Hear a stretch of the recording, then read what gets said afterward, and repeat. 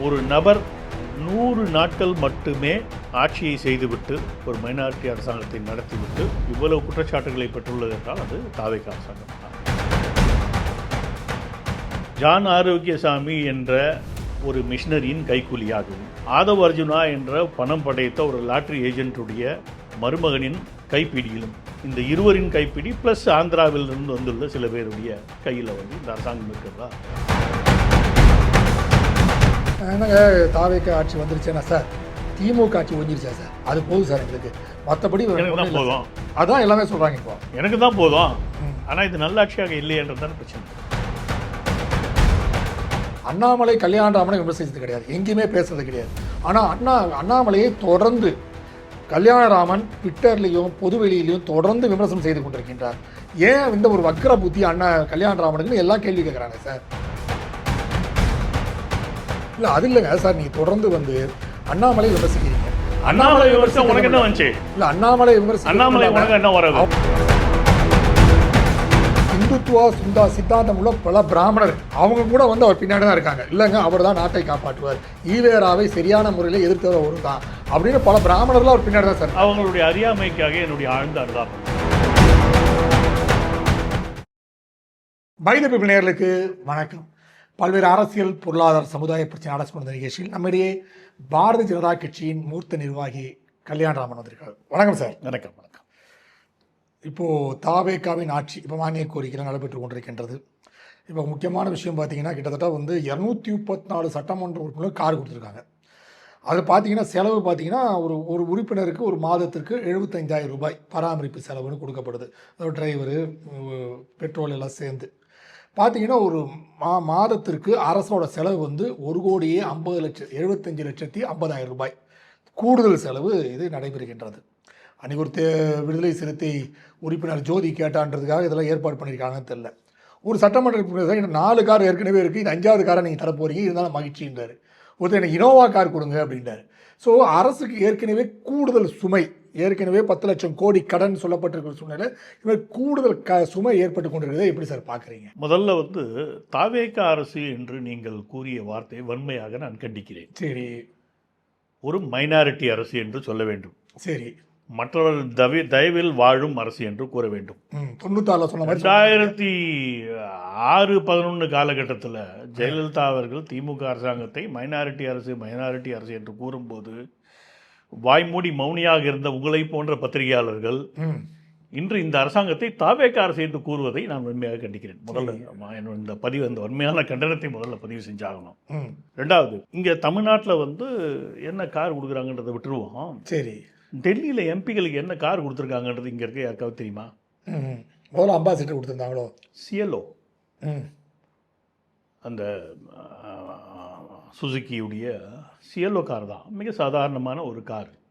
அதுதான் வந்து எல்லா எம்பிகளுக்கு மட்டும் இல்லை, மந்திரிகளுக்கும் அதுதான். ஏன்னா நான் ஒரு மந்திரியோட மிக நெருக்கமாக நான் பயணப்பட்டவன்ற விதத்தில் எனக்கு தெரியும். எல்லாருக்குமே ஒயிட் கலரில் அந்த சிஎல்ஓவா சுசுக்கி இது அதுதான். அதனால் இந்த ஆடம்பரங்களை நோக்கிய அந்த பார்வை இருக்கு இல்லையா, அது ரொம்ப அயோக்கியத்தனமான ஒரு பார்வை. கார் தரலான்றீங்களா? அப்போ கார் அவசியமாக தரலான்றீங்களா? எப்படி கார் தரணும், அதாவது ஆடம்பரத்தை நோக்கியும் அத்தியாவசிய தேவைக்கு அப்பாற்பட்டும் இருக்கக்கூடாதுன்றது தான் என்னுடைய பார்வை. இதில் நீங்கள் அவங்க வந்து இன்னும் BMW டிஃபெண்டரு இல்லை பார்க்குறதுக்கு அழகாக இருக்கிறது கூப்பர் மினி இதெல்லாம் ஏன் கேட்கலன்னு எனக்கு தெரியல. முதல்ல நம்ம அமைச்சுன்ற அந்த அமைச்சியல்னு ஒரு தனி அதிகாரத்தையே வந்து வள்ளுவர் இது பண்ணியிருக்காரு. ஒரு அமைச்சர் என்பவர் வந்து தவறுகளை சுட்டி காட்டுபவராக இருக்க வேண்டும். நட்பியல்லையும் அதை சொல்கிறாரு. என்ன குடிபிறந்து தன்கட் பழினானுவானை கொடுத்தும் கொள்ளல் வேண்டும் நட்புன்னு ஒரு இடத்துல சொல்லிட்டு, இன்னொரு இடத்துல வந்து நகுதற் பொருட்டென்று நட்டல் மீதிக்கண் மேற்சென்று இடித்தல் பொருட்டு அப்படின்வார். சிரிச்சு பேசுறது நட்பு கிடையாதா? நண்பன் தப்பு பண்ணானா ஓங்கி ஒரு அறை விட்டது அவனுக்கு வந்து திருத்தறது தான் நட்பு அப்படின்வார். அந்த மாதிரி இந்த ஊதாரித்தனமான ஒரு அணுகுமுறையை வந்து இந்த அரசாங்கம் செய்வதும், அதுக்கு வந்து தெளிவான பார்வையற்ற அமைச்சர்கள் அங்கே அமர்ந்திருப்பதும் தாங்க. இந்த இட்டுக்கின்னு போகிறேன்னு ஒரு அமைச்சர் இருக்கார், புசி ஆனந்த்னு நினைக்கிறேன். அவர் மேலே ஒரு கேஸ் கூட போட்டிருக்கு. இப்போ அவர் டிஸ்குவாலிஃபை பண்ணணும்னு ஒரு கேஸ் போட்டிருக்கு. இன்னொரு உதயநிதி சொல்கிற மாதிரி எல்லா அமைச்சர்களும் வந்து ஒன்று வந்து பவுடர் அமைச்சர், ஒன்று பிளாக் டிக்கெட் அமைச்சர், இது மாதிரி அடைமொழியோடு தான் கூப்பிட வேண்டிய சூழல் இருக்குன்னு சொல்கிறாரு. ஒரு அம்மா வந்து வெறும் ரீல்ஸாக போட்டுக்கிட்டு இருக்கு, ரீல்ஸ் அமைச்சர். எவனுமே அமைச்சர் கிடையாது அங்கே. எல்லாமே ஏதோ ஒரு டினாமினேஷன் ப்ளஸ் அப்படின்ற மாதிரி. ரீல்ஸ் அமைச்சர், பவுடர் அமைச்சர், அழுமூஞ்சி அமைச்சர், இப்படி நம்ம பேர் சொல்லிகிட்டே போகலாம். இன்னும் வந்து சிலர்லாம் அமைச்சராகல. இந்த ஸ்ரீவைகுண்டம் எம்எல்ஏ வந்து அமைச்சராக்கியிருந்தால் நம்ம வந்து கள்ள லாட்ரி அமைச்சர்னு ஒரு பேர் கொடுத்துருக்கலாம். இப்படி எந்த விதமான தகுதி தராதரமும் மற்ற மனிதர்களை வைத்துக்கொண்டு ஒரு அமைச்சு செயல்படுகிறது.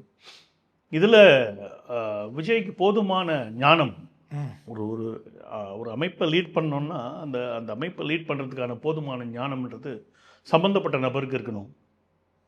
அந்த ஞானமற்ற காரணத்தால் வெற்றி தலைகுனிந்து எப்போ பார்த்தாலும் ஒரு சிரிப்பை சிரிச்சுக்கிட்டு, அந்த சிரிப்புக்கு பேர் அழகான சிரிப்புன்னு கியூட் ரியாக்ஷன் அவங்க ஆட்களே போட்டு சப்பை கட்டிட்டு இருக்கிறதையா இருக்கிறதுலே கேவலமான ஒரு சிரிப்பாக நான் பார்க்கிறேன். விஜய்க்கு முதல்ல வந்து படிக்கணும். படிப்பறிவு அல்லது கேள்வி ஞானம். நுணங்கிய கேள்வியர் அல்லாதார் வணங்கிய வாயினர் ஆதலர் இது அப்படின்றா வள்ளுவன். விஜய் தன்னுடைய சிறு வயதிலிருந்து இன்று வரை தெரிந்து கொண்ட ஒரே விஷயம், படித்து மனப்பாடம் செய்து கொண்டு அதை மீண்டும் வாந்தி எடுப்பது. இதுதான் சொன்னேன். டீசெண்டாக சொல்ல வேண்டிய அவசியம் என்ன இருக்கு? ஒரு இன்டீசென்ட் அமைச்சரவை பற்றி நம்ம பேசிட்டு இருக்கும்போது டீசெண்டாக பேசினீங்கன்னா, சமீப காலங்களில் நான் ட்விட்டரில் வந்து ரொம்ப இன்டீசெண்டாக பேசுகிறத நீங்கள் பார்த்துருக்கலாம். ஆமாம், அந்த இன்டீசெண்டாக பேசுறதுக்கு காரணமே நான் இன்டீசென்ட்டான ஆட்களை டீல் பண்ணுறேன்றதுனால தான். இல்லாட்டா நமக்கு இன்டீசென்சிக்கு சம்மந்தம் இல்லை. ஸோ இந்த இன்டீசென்ட்டான ஒரு அரசாங்கத்தை நம்ம கையாளும் போது இன்டீசென்ட்டாக தான் பேசி ஆகணும். என்ன, அதுக்கு தான் யுக தர்மம். இந்த காலத்திற்கான தர்மம் என்பது அதுதான். அதனால் இந்த அரசாங்கம் போக்கிடமன்றி எங்கு செல்ல வேண்டும் என்பது பற்றிய சரியான பார்வையின்றி சுற்றி கொண்டிருக்கும் ஒரு அரசாங்கம். அது அப்படியே சுற்றி வருது. விஜய்க்கு வந்து எந்த சப்ஜெக்டும் தெரியல துரதிர்ஷ்டவசமாக. ஒரே ஒரு ப்ளஸ் பாயிண்ட்டு, தான் சுமார் 50 ஆண்டுகள் செய்த பாவத்தை எல்லாம் கழிக்க வேண்டும் என விஜய் நம்புவதாக தெரிகிறது. அதனால் ஏதாவது நன்மை பண்ணலாம் அப்படின்னு ஆசைப்படுற முயற்சி. Point 1 plus point. எனக்கு தெரிஞ்ச ஒரே ப்ளஸ் பாயிண்ட்டு விஜயை நோக்கி இருக்கிறது அது மட்டும்தான். மற்றபடி ஜான் ஆரோக்கியசாமி என்ற ஒரு மிஷினரியின் கைக்கூலியாகவும்,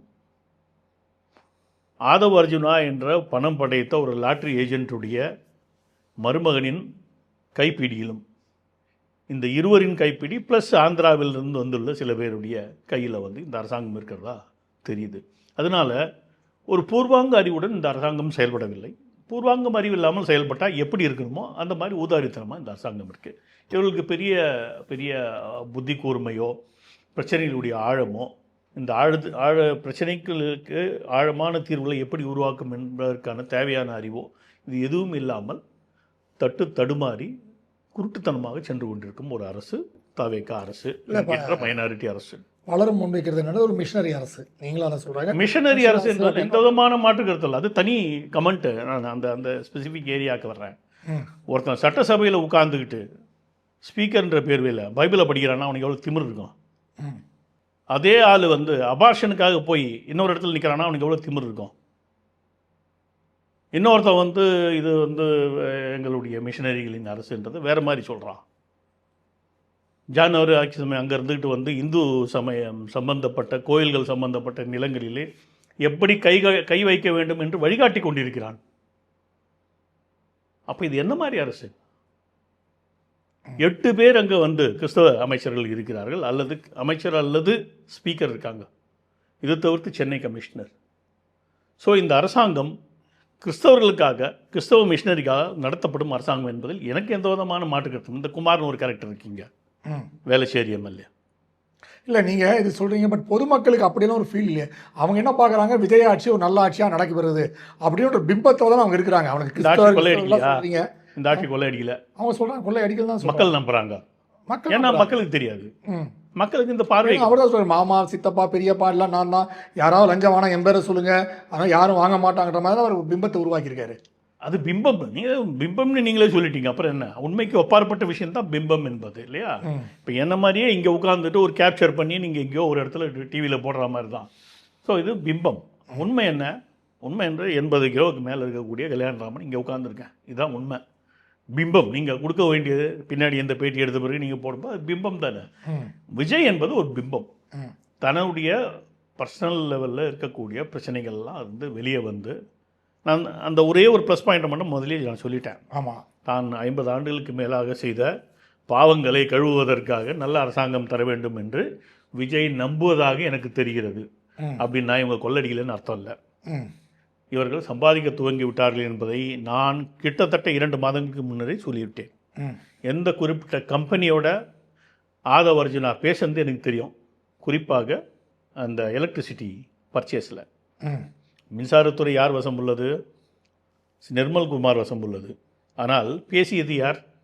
ஆதவ அர்ஜுனா. இந்த தகவல் எனக்கு 2 மாதங்களுக்கு முன்னரே தெரியும் என்பதால் அது என்ன, அது வந்து இந்திய நாட்டு கம்பெனியும் இல்லை, வெளிநாட்டு கம்பெனி. அதனால் அந்த அளவுக்கு தகவல் எனக்கு 2 மாதத்துக்கு முன்னாடியே தெரியும். அப்போ இந்த அரசாங்கம் ஒன்றும் ரொம்ப சுத்தமான அரசாங்கம்லாம் இல்லை. ஆனால் இந்த RTO office, sub registrar office, local police level, இந்த லெவலில் இருக்கிற லஞ்சத்துக்கு வந்து எல்லாரும் இன்றைக்கி பயப்படுறாங்க. பயப்படுற சூழ்நிலையை உருவாக்கிய காரணத்தால் காமன் மேன் தினமும் போய் வரக்கூடிய இடங்களில் லஞ்சம் என்பது குறித்து பயம் இருக்கும் காரணத்தால் மக்களுக்கு இந்த பிம்பம் சென்று அடைந்துள்ளது. ஆனால் எவ்வளோ நாள் இது தாங்கும்? காலப்போக்கில் இதெல்லாம் தெரிய வரும். இல்லை சார், நீங்கள் சொல்கிறீங்க மிஷனரி அரசு எல்லாம் சொல்கிறீங்க. பட் விவசாயத்துறை அமைச்சர் வந்து நாமினேஷன் ஃபைல் பண்ணது, பட்ஜெட் ஃபைல் பண்ணுறது அவரும் திருப்பதி போயிட்டு பெருமாளை கும்பிட்டு வந்தானே, அவரும் அந்த வேளாண்மையை இதை ஜான் ஆரோக்கியசாமியுடைய அட்வைஸாக இருந்தால் ஒரே சைடு அதுட்டு போகிறாங்க. எதுக்கு அவங்க வந்து இதுவரை சரி பண்ணுறாங்க? நாம் இதை பண்ணுவோம், இதை சரி பண்ணுற மாதிரி பேலன்ஸ் பண்ணுறதுக்கு அந்த பக்கத்தில் லைட்டாக ஒரு கட்டையை வைப்போம். அப்போ வந்து பாருங்கள் நாங்கள் ஈக்குவலாக தான் பண்ணுறோம் அப்படின்னு தெரிஞ்சிடும். ஆனால் மிஷினரி தான் ஃபோக்கஸ் ஆகும். தமிழ்நாட்டில் கிறிஸ்தவருடைய எண்ணிக்கை எத்தனை சதவீதம்? ஒரு 8-9-7%. ரெக்கார்டு படி பேசுவான். சரி, 7%. இந்த கிரிப்டோலாம் பற்றி பேச வேண்டாம். சரி, 7%. எத்தனை சதவீதம் அமைச்சர்கள் வச்சுருக்க? 7 அமைச்சர்கள். ஆமாம், ஜோசப் விஜயோடு சேர்ந்து ஸ்பீக்கர் எல்லாம் சேர்த்து 8 அமைச்சர்கள். என்ன கணக்குது? அப்போ முஸ்லீம் அமைச்சர்கள் எவ்வளோ பேர் வச்சுருக்க? 6% இருக்கவங்க அவங்க இல்லை இல்லை இல்லை. அப்போது உன்னுடைய பேசிக் இன்டென்ஷன்லேயே எங்கேயோ தப்பு இருக்குது. எல்லாருக்கும் ஈக்குவலாக அதிகாரத்தை பகிரணும் என்ற எண்ணம் இல்லை. ஏதோ கொஞ்சம் பேர் இந்த சமுதாயம் அந்த சமுதாயம்னு பிச்சு போட்டு அதிகமாக கிறிஸ்தவர்களுக்கு தனிப்பட்ட பெரும் பிளாக் இன்றைக்கி யாருன்னு பார்த்தா கிறிஸ்தவர்கள். குமார், வன்னியர்ஸ் என்ற கிறிஸ்தவர், ஸ்ரீநாத் என்ற கிறிஸ்தவர், ஸ்பீக்கர் ஆகிய ஜேசிடி பிரபாகரன், ஜோசப் விஜய், குமார், அப்புறம் அந்த ராஜேஷ், 7-8 பேர் இருக்காங்க. இதனுடைய தேவை என்ன? அவசியம் என்ன? உன்னுடைய மோட்டிவ் என்ன? ஆதவ அர்ஜுனாவும் ஒரு கிரிப்டோ தான். ஸோ அதான் இதில் கிரிப்டோ யாரெல்லாம் இன்னும் இருக்காங்கன்றது வெளியே வரல. நம்ம வராத லெவலில் பேசிகிட்டு இருக்கோம். இப்போ நீங்கள் சொல்கிறீங்க சார், பட் பலரும் பேசும்போது என்ன சொல்கிறாங்கன்னா, என்னங்க தாவேக்கா ஆட்சி வந்துருச்சேன்னா சார், திமுக ஆட்சி ஒஞ்சிருச்சா சார், அது போதும் சார் எங்களுக்கு, மற்றபடி எனக்கு தான் போதும், அதான் எல்லாமே சொல்கிறாங்க. இப்போ எனக்கு தான் போதும். ஆனால் இது நல்ல ஆட்சியாக இல்லையன்றது தானே பிரச்சனை. இது பாவாடை பாதிரி ஆட்சியாக இருக்குன்றது அங்கே வந்து குற்றச்சாட்டு. வந்தவொடனே நீ கரூரில் நிலத்தில் கை வச்சியா? என்ன அவசரம்? இப்போ சமீபத்தில் ஒரு தகவல் வந்துச்சு, நான் அது என்னென்னு கேட்டிருக்கேன். அடையாரில் வந்து ஒரு பெரிய லேண்ட் ஒன்று வந்து ஏதோ ஒரு தனிப்பட்ட அமைப்பு கொடுக்குறதா?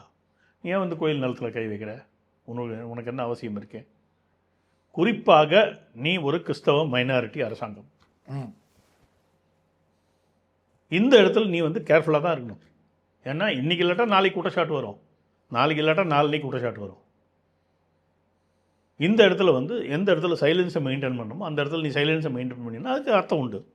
இப்போ நீங்கள் திமுகவோட இப்போ எதிர்க்கட்சி தலைவர் உதயநிதி ஸ்டாலின் போன்றவர் செயல்பாடுகள் எனக்கு தெரிஞ்சு சட்டசபையில் வந்து ஈக்குவலாக திமுக எந்த ரேஞ்சில் செயல்படுதோ அதே ரேஞ்சில் தாவாக்கா செயல்படுதுன்ற விஷயமும் சொல்லப்படுது. ஏன்னா இப்போ லைவ் கொடுக்கறதுனால அவங்க வந்து இது முதல்ல இருந்தாலும் லைவ் கட் ஆகிருக்கும், திமுக ஏதாவது அராஜகம் பண்ணணும்னு சொல்லப்படலாம்.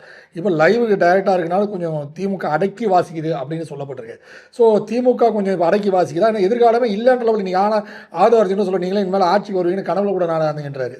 ஸோ அது எப்படி நீங்கள் பார்க்க? ஆட்சிக்கு வருவாங்க வரமாட்டாங்கன்றதை பற்றி எனக்கு கவலை இல்லை.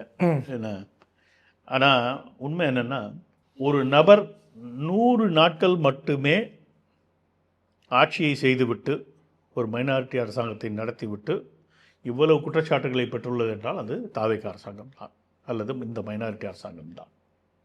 ஓகே, 100 நாளுக்குள்ளேயே அவங்க வந்து 5 வருஷம் ஆட்சி செய்தாங்க. அவங்க மேலே ஏகப்பட்ட குற்றச்சாட்டுகள் உண்டு, குறிப்பாக ஊழல் குற்றச்சாட்டுகள் உண்டு. அப்படின்னா அவர்கள் சற்று அடக்கி வாசிக்கிறதுன்றது மிக இயல்பான ஒரு விஷயம். அதனால் அவர்கள் மீது இவர்கள் குற்றச்சாட்டுகளை வைப்பதும், நீ இந்த பிரிட்ஜை கட்டின இதில் இவ்வளோ வாங்கினேன், அந்த மின்சாரத்தை வாங்கினேன் அதில் அவ்வளோ வாங்கினேன், அந்த இடத்துல மணலை திருடினேன் இவ்வளோ வாங்கினேன்னு அந்த குற்றச்சாட்டுகளை நம்ம அள்ளி வீசலாம் திமுக மேலே. அது அது பெரிய கஷ்டம் இல்லை. ஏன்னா 5 ஆண்டுகள் 365 × 5, நீ ஒரு வருஷத்தையும் இன்னும் கம்ப்ளீட் பண்ணல, அதுக்குள்ளே உன் மேலே நிறைய குற்றச்சாட்டுகள் வர ஆரம்பிச்சிருச்சு. இன்று எங்களுடைய மாநில தலைவர் பேசியிருக்கிறார், தூத்துக்குடியில் ஏர்போர்ட்டில் பேசியிருக்கார், பார்த்துருப்பீங்க. இந்த அரசாங்கத்தில் அனைத்து அமைச்சர்களும் பணம் பண்ண ஆரம்பித்து விட்டார்கள். இவங்களுக்கு பணம் பண்ணுறது எப்படி கூட தெரியாத காரணத்தினால, இவர்கள் பினாமியெல்லாம் எப்படி வச்சுக்கிறதுன்னு இன்னும் தெரியல. அதனால் பொண்டாட்டி பேரில், மச்சான் பேரில், மாமன் பேரில், சித்தப்பன் பேரில், யாராவது ஒருத்தர் பேரில் வாங்க ஆரம்பிச்சிட்டாங்க. இது எல்லாருக்கும் தெரிய ஆரம்பிச்சிருச்சு. இன்றைக்கி லோக்கல் லெவலில் வந்து இது பரவத்து வாங்கி விட்டது என்பது தான் உண்மை. இந்த மைன்ஸ் மினிஸ்டர் வந்து வாங்க ஆரம்பிச்சிட்டாருன்னு தகவல் வந்துருச்சு. அப்பா வாங்குறாருன்னு செய்தி, அவங்க அப்பா வாங்குறாருன்னு தான். அப்படியே ஒவ்வொரு கீர்த்தனா விஷயத்தில் ஏதோ ஒன்று வந்திருக்கு, வரட்டும், எல்லாம் வெளியே வரும் சில காலங்களில். ஸோ இவர்கள் தூய்மையான கைக்கு சொந்தக்காரர்கள் என்றால் இல்லை. ஏன்னா அவங்களுடைய மோட்டிவ் அது இல்லை. அதாவது எப்பயுமே ஒரு தூய்மையாக இருக்கணும்னா அவங்களுக்கு கொள்கைன்னு ஒன்று இருந்தால் தான் அதை சார்ந்த லட்சியம் தூய்மையெல்லாம் சேர்ந்து வரும். இவருக்கு கொள்கைன்னு ஒன்றும் இல்லை, ஒரு கூத்தாடி கூட்டம் அப்படி வந்து மேலே வந்துருச்சு.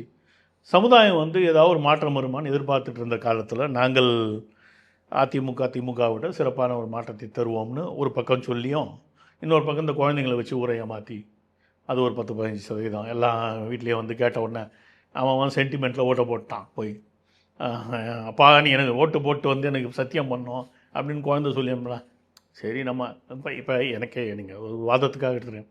என்னுடைய பேரப்பிள்ளை என்கிட்ட வரான்னு வச்சுப்போம், எனக்கு வந்து விருகம்பாக்கத்தில் வாக்கு, என் பேரப்பிள்ளை என்கிட்ட வந்து தாத்தா நீங்கள் வந்து விஜய் மாமாவுக்கு ஓட்டு போடணும்னு கேட்குதுன்னு நான் சிரிக்க தான் செய்வேன் முதல்ல.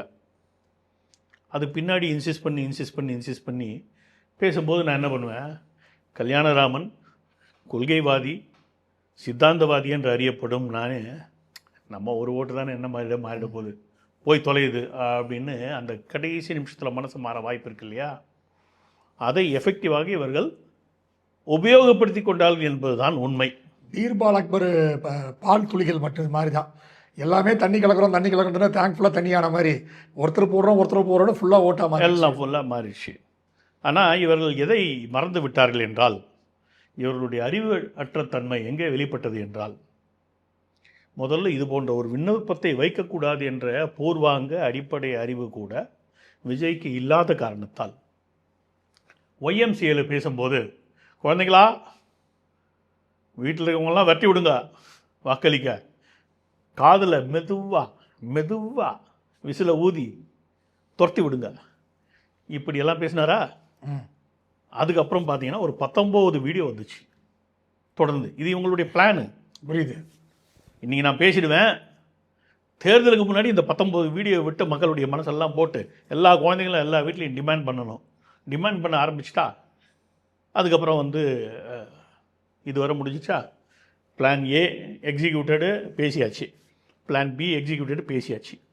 இப்போ இந்த பிளான் சி இருக்கு இல்லையா, அந்த இடத்துல நடந்த முட்டாள்தனம் என்னென்னா, பதவி ஏற்ற உடனே அந்த குழந்தைகளுக்கெல்லாம் நான் நன்றி சொல்கிறேன், அவங்க இல்லாட்டா என்னுடைய ஆட்சியே இல்லைன்னு சொல்லி ஒரு ஒப்புதல் வாக்குமூலத்தை விஜய் அளித்ததன் காரணமாக section 16A of representation of people act படி விஜயை தகுதி நீக்கம் செய்ய முடியும்.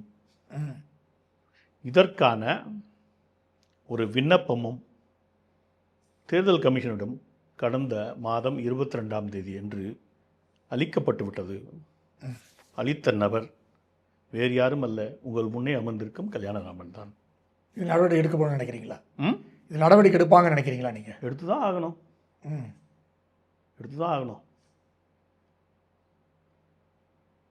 அப்படின்னா நாங்கள் ஒரு விண்ணப்பத்தை கொடுப்போம், ஒருத்தன் வந்து வயலேட் பண்ணுவான், நீங்கள் வந்து நடவடிக்கை எடுக்காமல் இருந்துருவீங்களா?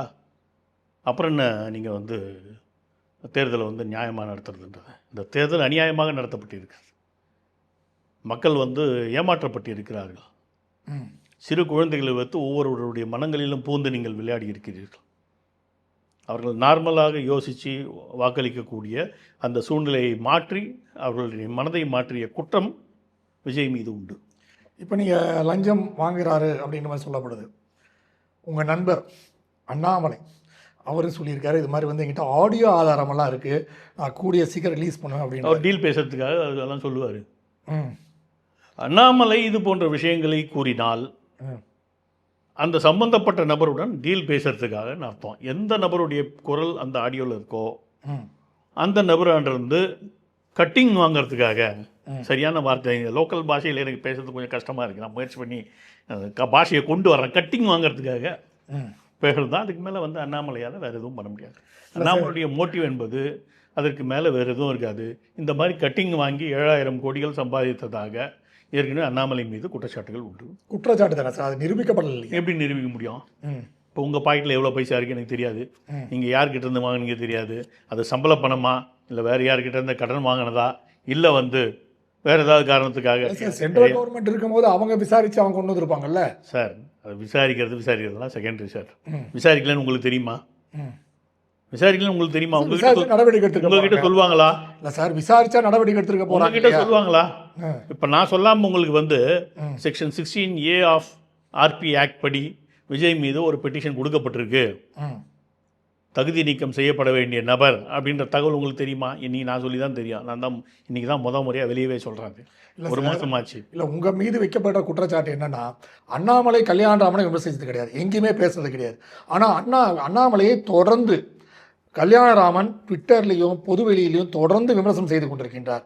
ஏன் இந்த ஒரு வக்கர புத்தி கல்யாணராமனுக்குன்னு எல்லாம் கேள்வி கேட்குறாங்க சார். நல்ல கேள்வி. ம் இப்போது நான் அப்படியே வந்து ஒரு 7-8 வருடங்கள் பின்னோக்கி போகிறேன். சரி. இல்லை ஒரு 10-15 வருஷங்கள் கூட எடுத்துக்கலாம்.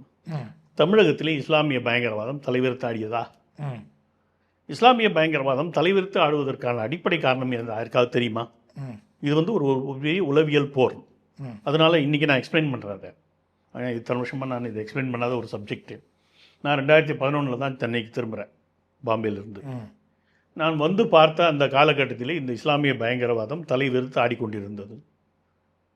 நினைத்தால் யாரோ ஒரு நபரை கொல்வதற்கான ஒரு முயற்சி, கொல்வது அப்படின்னு நடந்துக்கிட்டு இருந்த ஒரு காலகட்டம்.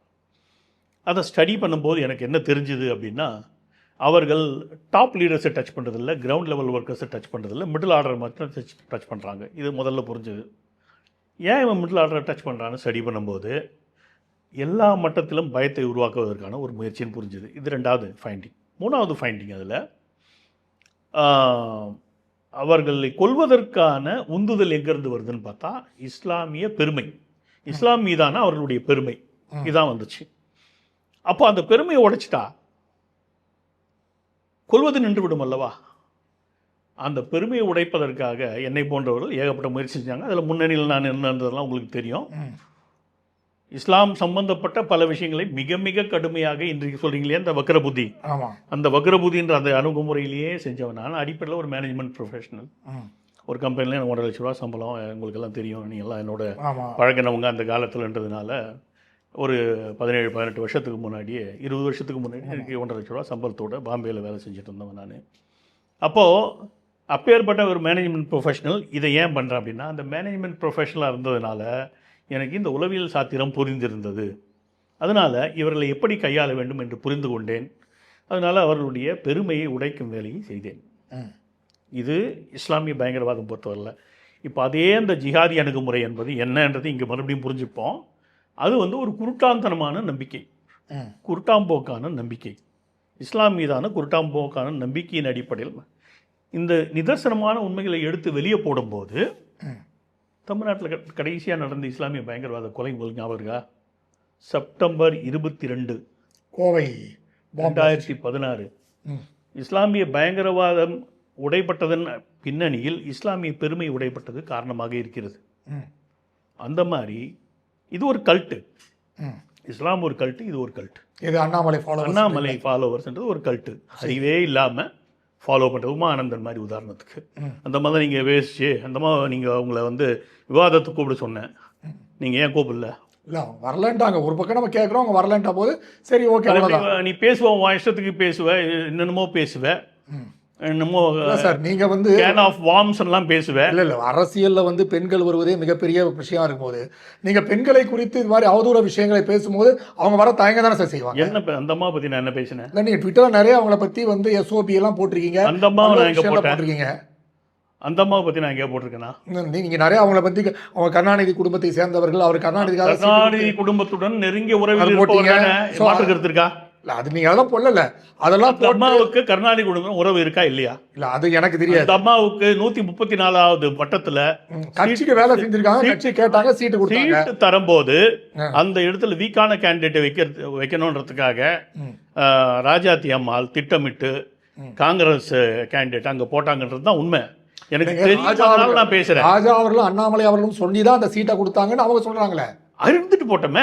அவங்க இங்க வாங்குறதுன்றது இது வேற, அங்க நீ என்ன பண்றதுன்றா கேள்வி. உன்னுடைய உறவு அங்கே எப்படி இருக்கிறதுன்றது தான் கேள்வி. நீ வெற்றி பெறுவதற்காக யாருடன் உறவு வைத்துக் கொண்டா என்பதுதான் கேள்வி. அந்த கேள்விக்கு பதில் இருக்கா? இல்லைன்னு உன்னால மறுக்க முடியுமா? உனக்கு அந்த உறவு இருக்குன்றதை நான் நிரூபிக்கிறேன், ஆதாரங்களுடன் என்னால் தர முடியும். அவங்களோட அந்த ஃபேமிலியோட உறவு உனக்கு இருக்குன்னு என்னால் ஆதாரங்களுடன் தர முடியும். ஒரு பெண் என்பதால் நான் கேவலமாக பேசுவதை நிறுத்தி கொண்டேன். அந்த மாதிரி ஒரு 4 பாயிண்ட் போட்டுருந்துச்சு. அந்த பாயிண்ட் கூட இப்பயே நான் பதில் சொல்லிடுறேன். சீரியல் கில்லர் என்ன மடத்தனம்?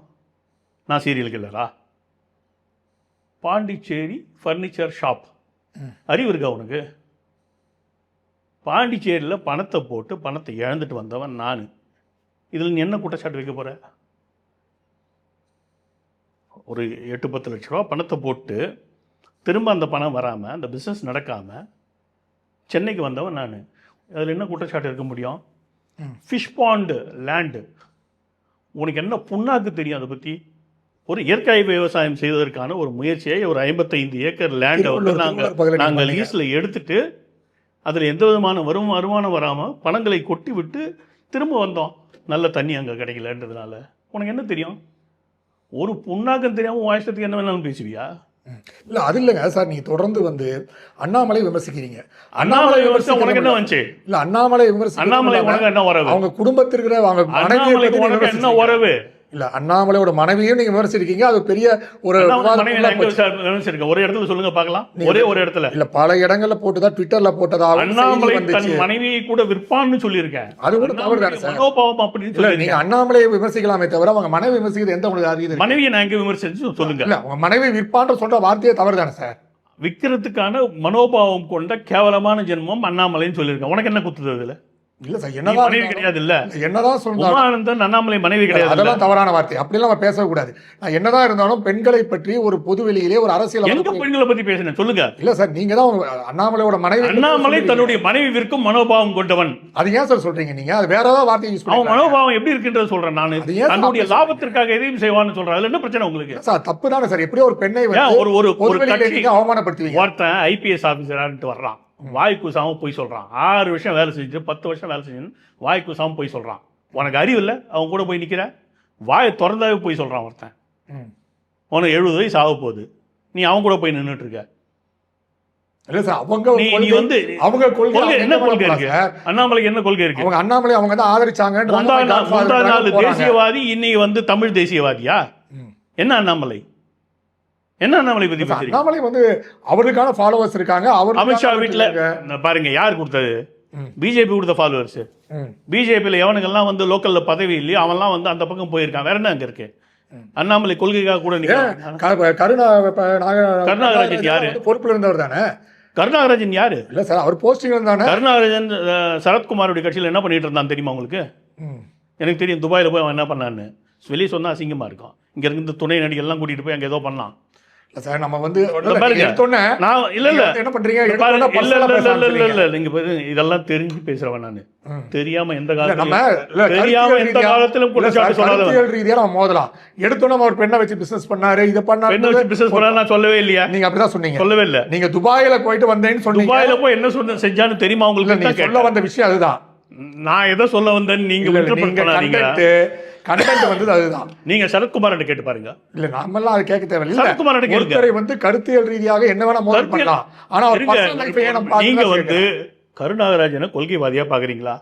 இல்ல நான் கொள்கைவாதில ஒரு கட்சியில வந்து தத்துவம் கிடையாது. ஒரு கட்சியில பொறுப்புல இருந்தாரு. 100 பேர் கட்சிக்கு வர்றான். ம் வரும்போதே வந்து நெகோஷியேட் பண்ணிட்டு வரான். ம் அவனுங்கெல்லாம் கொடுக்குறோம். இங்கே வந்து ஆயிரக்கணக்கான நபர்கள் வந்து பல வருஷங்களாக வேலை செஞ்சுட்டு இருக்கான். ம் அவனை டேக்கன் ஃபார் கிராண்டட்னு வச்சுருக்கோம். அவன் எல்லா காலத்துலையும் இங்கே தான் இருப்பான்னு நமக்கு தெரியும். ம் அவனுக்கு போக்கிடம் கிடையாதுன்னு தெரியும். அதனால் அவனை டேக்கன் ஃபார் கிராண்டட்னு வச்சுருக்கோம். இந்த மாதிரி ஊதாரிங்க வரும் வெளியே இருந்து, கருநாகராஜன் மாதிரி வந்துட்டு வந்து நாங்கள் வரும்போதே வந்து எனக்கு இதுதான் தரணும், அப்போ தான் வருவேன் அப்படின்னு கேட்கும். கொடுத்துருவான். ஏன்னா இங்கே இருக்கவன் எவனும் போக மாட்டான்றது தெரியும். அந்த மாதிரி வந்தவன் போனான். அதுக்கு மேலே என்ன கருநாகராஜனை பற்றி? கருணாநிதி வந்து 2 கொம்பா முளைச்சிருக்கு. பொறுப்புல இருந்தவர் இல்ல அவரு பொறுப்புல இருந்தெல்லாம் விடுங்க. அதான் இப்படி சுமதி தான் வெங்கடேசன் பொறுப்புல இருந்திருக்காங்க, அதனால எல்லா என்ன? மாநில பொறுப்புல இருந்திருக்காங்க, அதனால என்ன? அமர் பிரசாத் ரெட்டி பொறுப்புல இருந்திருக்காரு, எல்லாமே மாநில பொறுப்புல இருந்தவங்க போயிருக்காங்க. அவங்க எல்லாம் நீங்க பொறுப்புல இல்லாத போயிருக்காங்கன்னு சொன்னீங்களா? அதான் நான் சில கேள்விகளை கேட்குறேன். ம், சுமதி வெங்கடேஷ் அவர்கள் ம், ஒரு சித்தாந்த பின்னணி கொண்ட நபர். அதனால் அங்கேருந்து வருவான். அமர் பிரசாத் ரெட்டியெல்லாம் ஒரு ஆள் இல்லை, விட்டுருங்க. சுமதி வெங்கடேஷ் தன்னுடைய ட்விட்டர் பக்கத்தில் கடந்த 2 மாதங்களில் அண்ணாமலைக்கு ஆதரவாகவோ தன்னுடைய அண்ணாமலை செயல்பாடுகளுக்கு ஆதரவாக போட்ட பதிவுகள் எத்தனைன்னு தயவு செஞ்சு இப்போ போய் பாருங்க. ம், ஒரு 4 கூட கிடையாது. இந்த இந்த கடந்த ஒரு 2 மாதத்தில் அவர்கள் அரைகுறை மனத்துடன் அங்கே இருக்கிறார்கள். காரணம், இங்கே அவர்களுக்கு ஒரு கம்ஃபர்ட் இல்லாத ஒரு நிலைமை ஏதோ ஏற்பட்டிருக்கு. அது சரியாகும்போது திரும்ப வந்துடுவாங்க, அவ்வளோதான். இந்த பாருங்கள், திருநெல்வேலியில் வந்தாங்க, மதுரையில் வந்துட்டு வந்தாங்க, இன்னும் சில இடங்கள்லாம் பேசிகிட்டு இருக்காங்க, எங்களால் முடியலைங்க இங்கே அப்படின்னு. அவமானப்பட்ட தலைவர்கள்லாம் எனக்கு தெரியும். ம், ரொம்ப உயர்ந்த மனிதர் ஒருத்தர் இருக்கார் தஞ்சாவூர் பக்கம். அவர் போனார் அந்த அந்த 13ஆம் தேதி நிகழ்ச்சியா ம், போயிட்டு அன்றைக்கே வந்து அசிங்கப்பட்டு வந்தார். அவர் கையில் வரும் 40 பேர் கூட்டிகிட்டு போயிட்டு இவங்களுக்கெல்லாம் ஏதாவது பொறுப்பு தரணுன்னாரு. நான் தலைவரா நீ தலைவரா? இவன் ம். யார்? இந்த டுபாகூர். நான் தலைவரா நீ தலைவரா? அந்த டிக்டேட் பண்ணுறதெல்லாம் வச்சுக்காத அப்படின்னா முடிஞ்சு போச்சு. சார் என்னதான் அவர் அந்த இருந்தாலும் பக்கம் போயிட்டார். இப்போ இல்லை, நீங்கள் சொல்கிற இந்த முக்கியஸ்தர்களை பற்றி நான் பேசிகிட்டு இருக்கேன். ம், என்ன, இந்த நபர்லாம் வந்து முக்கியமான சித்தாந்த பின்னணி கொண்ட நபர்கள். ம், அங்கு சென்ற பிறகு அவர்கள் அவமானத்தை மட்டுமே சந்திக்க வேண்டிய நிலைமை அவர்களுக்கு ஏற்பட்டுள்ளது. இங்கே அமர் பிரசாத் ரெட்டி, கருணாகராஜன் என்கிட்ட பேசாதீங்க. அவங்களுக்கு வந்து இல்ல, அவங்கள பற்றி கவலைப்படாத நபர்கள். இன்னொரு விஷயம் வந்து நீங்க பார்த்தீங்கன்னா இந்துத்துவா சித்தாந்தம் உள்ள பல பிராமணர்கள் அவங்க கூட வந்து அவர் பின்னாடி தான் இருக்காங்க. இல்லைங்க, அவர் தான் நாட்டை காப்பாற்றுவார், ஈவேராவை சரியான முறையில் எதிர்த்தவர் அவர் தான் அப்படின்னு பல பிராமணர்கள் அவர் பின்னாடி தான் சார் இருக்காங்க. அவங்களுடைய அறியாமைக்காக என்னுடைய ஆழ்ந்த அனுதாபங்கள். ம், அதுக்கு மேலே எனக்கு ஒன்றும் சொல்கிறதுக்கு இல்லை. ஒருத்தன் வந்து மாற்றி மாற்றி பேசும்போதே உங்களுக்கு அடிப்படையில் புரியணும். ம், அவன் டுபாகோரன் நான் போன 2020 நவம்பர்லேருந்து சொல்லிகிட்டு இருக்கேன். ஏன்னா நான் பார்த்து 10 நிமிஷத்துக்கெல்லாம் சொல்லிட்டேன் இவங்ககிட்ட ஏதோ திருத்தனம் இருக்குன்னு. இது வந்து நான் மேனேஜ்மெண்ட் ப்ரொஃபஷனலாக சார், இருக்கிறேன். 20 லட்சம் பேர் பின்னாடி இருக்காங்க சார். ஐயா, அது 20 லட்சமா 2000மான்னு நமக்கு தெரியாது. ம், நீங்கள் வந்து அதில் வந்து நம்பர்களை சொல்கிறீங்க. ம், சரி, 20 லட்சம் பேர் உங்கள் கணக்கே வரேன். 20 லட்சம் பேர். இந்த 20 லட்சம் பேரில் சென்னையில் இவ்வளோ, ஐ மீன் அப்படி வச்சுக்கோங்க, தமிழ்நாட்டுடைய மொத்த பாப்புலேஷன் 8 கோடி, 7.5 கோடி. ஆமா. சரியா? 7.5 6ஆல் வகுங்க, ம், 1.25 கோடி. ம், 1.25 கோடி இருக்கக்கூடிய மக்கள் இருக்கக்கூடிய நகரம் சென்னையா? ஓகே. இப்போ அந்த 20 லட்சத்தை 6ஆல் 18ன்னே வச்சுக்கோங்க, ரொம்பலாம் அதிகம் மேலே போக வேண்டாம், மேல் எண்ணிக்கை. இப்போ 18 6ஆல் வகுங்க, 3 லட்சம் பேர். ம். கரெக்டாக? 3 லட்சம் பேரில் எத்தனை பேர் வந்தாங்க?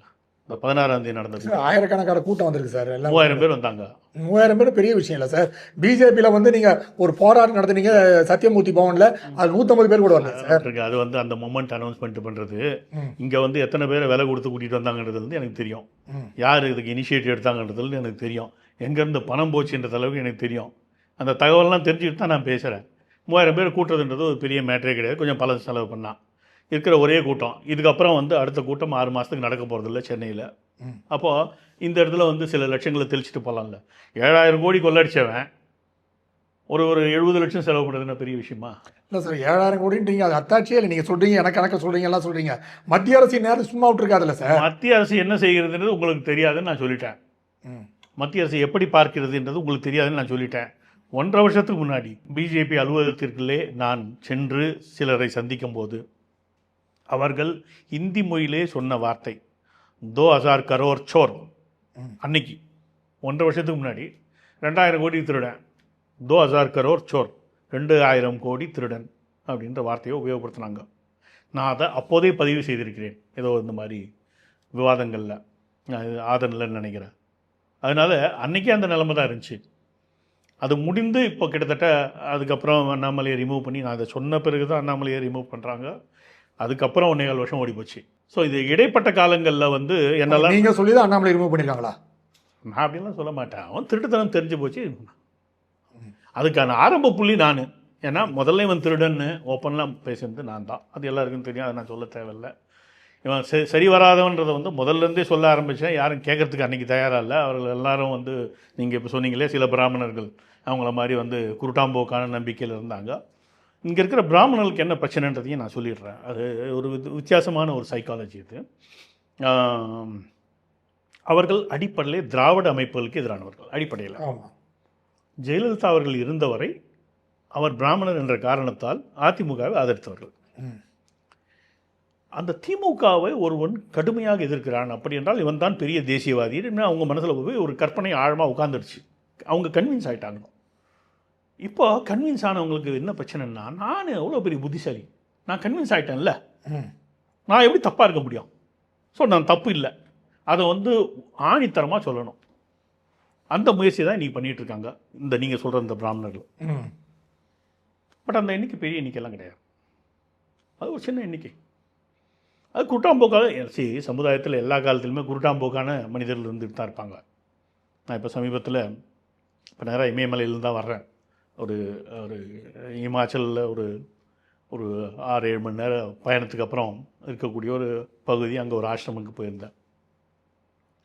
நல்ல மனிதர்கள் இருக்கக்கூடிய ஆசிரம். ஆனால் அங்கேயே நான் பார்த்தது என்னென்னா, குருட்டாம்போக்கில் இருக்கக்கூடிய மனிதர்கள். அந்த அந்த ஆசிரமம் நல்ல மனிதர்கள்ன்றதெல்லாம் மீறி இவருக்கு இந்த சக்தி இருக்குது அந்த சக்தி இருக்குன்னு தேவைக்கு மேலே அவங்களுக்கு என்ன சக்தி இருக்கோ அது வரை நான் ஏற்றுக்கிறேன், அதனால தான் போயிருக்கேன்.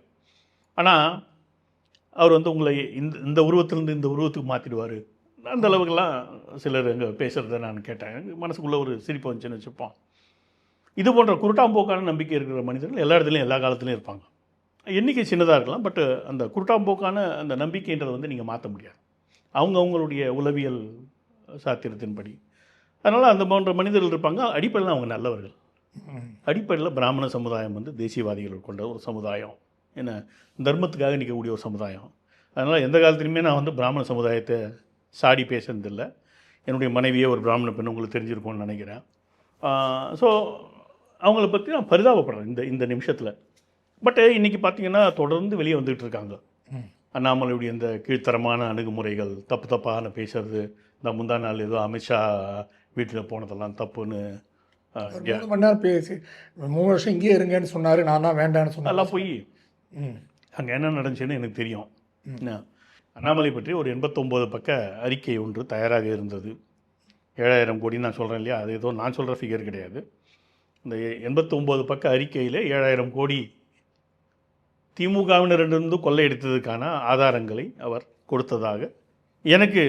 சார் அப்படி பார்த்தீங்கன்னா தமிழ்நாட்டில் பிஜேபி கூட 300 கோடி ரூபா பணம் அடிச்சிருக்காங்க, எலெக்ஷன்லாம் கூட குற்றச்சாட்டு கூட இருக்கே சார். சார் இது குற்றச்சாட்டு இல்லையா? அவங்க நிரூபிக்கிட்டோம். நான் வந்து என்ன சொல்கிறேன்னா, என்னுடைய காதுக்கு வந்த ஒரு தகவலை சொல்கிறேன். புரியுதா? இல்லைன்னு மறுக்கிறது அண்ணாமலை மறுக்கட்டும், நீங்கள் மறுக்கிறீங்க. அண்ணாமலை உங்களுக்கு எதுவுமே பதில் சொல்ல மாட்டேங்கிறாரு. சொல்ல முடியாது சார். அண்ணாமலை வாதத்திற்குள்ளே வந்தால் அடுத்த நிமிடம் மண்ணை கவ வேண்டியிருக்கும். நான் சாதாரண கேள்விகள் கேட்குறேன், மிக மிக சாதாரண கேள்விகள். என்ன 10 வருஷம் பச்சைங்களை கழுத்து போட்டோம், ஓ வாதம், நான் எதுவும் சொல்லலை. 10 உண்மையா 9 உண்மையா? 9 வருஷம் ஐபிஎஸ்ஸாக நான் கர்நாடகாவில் இருந்தேன். 10ன்னு சொல்லலட்டா 9ன்னு சொல்லு. என் வயசு வந்து 59 கம்ப்ளீட்டடு. 60ன்னு நான் சொல்லலாமா? 60 ரன்னிங். செப்டம்பர் 20 வந்தால் 60 முடியும். 60 வயசு ஆயிடுச்சுங்க, ஆகலை, இன்னும் ஆக போகுது.